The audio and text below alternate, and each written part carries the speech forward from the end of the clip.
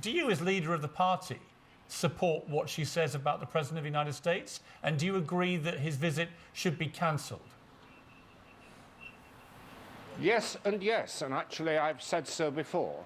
It was a very bad miscalculation of the Prime Minister to put our trust, our national security, our trade interests into a special relationship with somebody who is completely volatile, unreliable and dangerous in the way that Trump is. It was a bad mistake. It's an embarrassment. It's very clear that the government would love to slide out of this state visit, and I hope they will.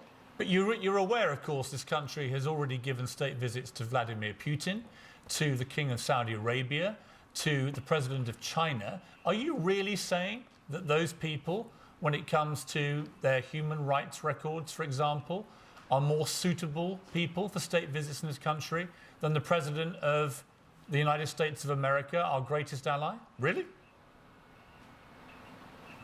Well, I seem to remember I was acting leader of my party when the King of Saudi Arabia was here, and I thought that was a bad call, and I declined to go along to the events. I really do think we need, as a country, to be a bit more selective about this. There's a big difference between having an official visit when you talk about practical business things, even with countries that we don't particularly like, but we have to deal with, and a state visit which involves all the panoply of the monarchy, dragging in the Queen and official ceremonies, and it's according an honour to an overseas head of state, and that is not appropriate in this case. And you're quite right to say we've made some bad mistakes in the past as well. Who would you give one to?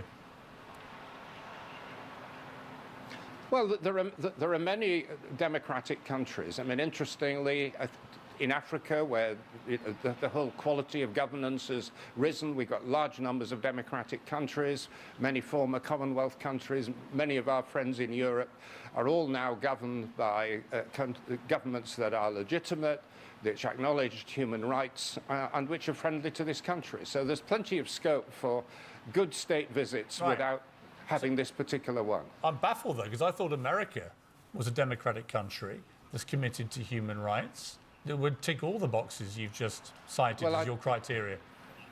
Well, yes, you're right, it is democratic, but the recognition of human rights, I think one has to question. I think this is a president who's publicly endorsed torture, amongst many other things. OK, so you would invite a lot of African state leaders, but you wouldn't invite the President of the United States? If we're talking about a state visit as opposed to an official visit with an important country, and of course we've got to talk to people officially, but giving the honour of a state visit with the involvement of the Queen after what Trump has done and said, the answer should be no.